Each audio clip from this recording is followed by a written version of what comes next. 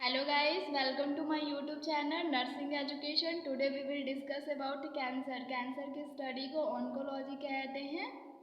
It is also called neoplasm. First of all, definition of cancer. Neo का meaning होता है new. प्लेसिया का meaning होता है growth of a new tissue. So an abnormal growth of tissue which में benign और malignant. Tissue का abnormal growth cancer कहलाता है और कैंसर benign भी हो सकता है और malignant भी कैंसर हो सकता है. This is the definition of a cancer. Now characteristic of a neoplasm or we can say difference between benign and malignant tumor. यहाँ पर हम कैरेक्टरिस्टिक्स के according benign and malignant tumour में डिफरेंस को देखेंगे. First is the speed of growth है. Benign tumour slowly growth करता है.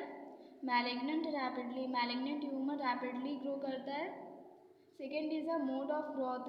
दे don't not infiltrate to surrounding tissue. Benign tumour surrounding tissue में इनफिल्ट्रेट नहीं करते हैं.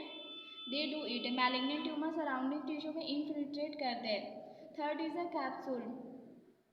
It is inside a capsule. Benign tumour capsule के अंदर प्रेजेंट होते हैं.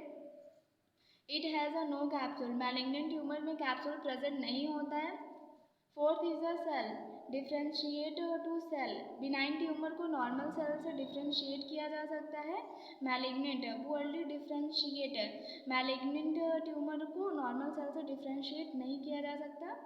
Fifth is a recurrence. It will not come back after surgical removal.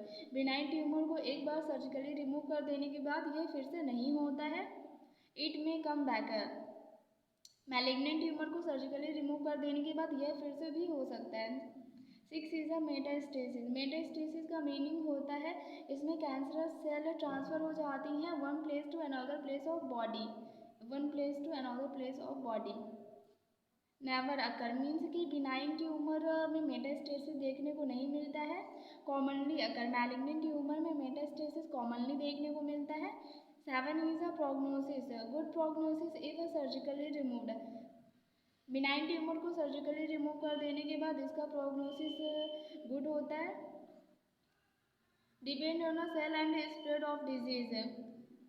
Malignant tumour का prognosis cell के टाइप पर और डिजीज कितनी स्प्रेड हो गई है उस पर डिपेंड करता है. These are the characteristics of neoplasm. Now definition of cancer. Cancer is the term which is use for describes a wide variety of malignant disease. Cancer is a disease that begins when an abnormal cell is transformed via the genetic mutation of cellular DNA. Cancer एक disease होती है जो cell के genetic material means DNA में mutation होने की वजह से होता है. This is the definition of cancer. Now metastasis. When cancer cells transfer from one place to another via the help of blood or lymph to break down from its original place and it starts growing itself. This is known as a metastasis.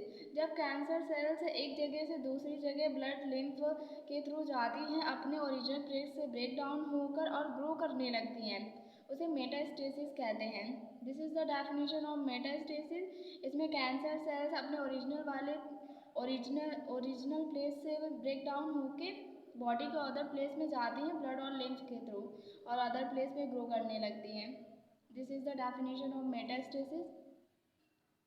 Now we will discuss about risk factors of cancer. Cancer का कोई specific cause नहीं होता है. यहाँ पर कुछ common risk factors बताए गए हैं कैंसर के. There are 5 common risk factors of cancer. First is a virus. Second is a chemical agent. Third one is a physical agents. Fourth one is a hormones. Fifth one is a genetic predisposition. अब हम सारे risk factors को one by one discuss करेंगे. First is a human papilloma virus. Human papilloma virus की वजह से cancer हो सकता है. हार्पीस वायरस की वजह से कैंसर हो सकता है. Second is a chemical agents such as cigarette smoking की वजह से कैंसर हो सकता है. एयर पोल्यूटेंट्स की वजह से कैंसर हो सकता है. Vinyl chloride which is used in a plastic surgery. Vinyl chloride की वजह से कैंसर हो सकता है जो कि प्लास्टिक सर्जरी में यूज़ किया जाता है. Third is the physical agents such as X-ray, sunlight, radiation, radioactive isotopes, ultraviolets rays की वजह से कैंसर हो सकता है. Fourth one is the hormones. Some hormones leads to develop cancer. For example, diethyl is administered in a pregnancy. It may cause vaginal carcinoma in a female child. कुछ hormones भी cancer को lead करते हैं. For example डाइएथाइल जो कि pregnancy के time पे दिया जाता है और ये फीमेल चाइल्ड के वेजाइना में वेजाइनल कार्सिनोमा के लिए रिस्पॉन्सिबल रहता है. Fifth one is a genetic predisposition. If in a family anybody have a retinoblastoma और breast cancer, then there is a more chance of getting cancer to sister daughter of that lady. अगर किसी family में किसी को retinoblastoma breast cancer है तो उस lady की सिस्टर और डॉटर को कैंसर होने के चांसेस ज़्यादा रहते हैं. These are the common risk factors which is responsible for cancer.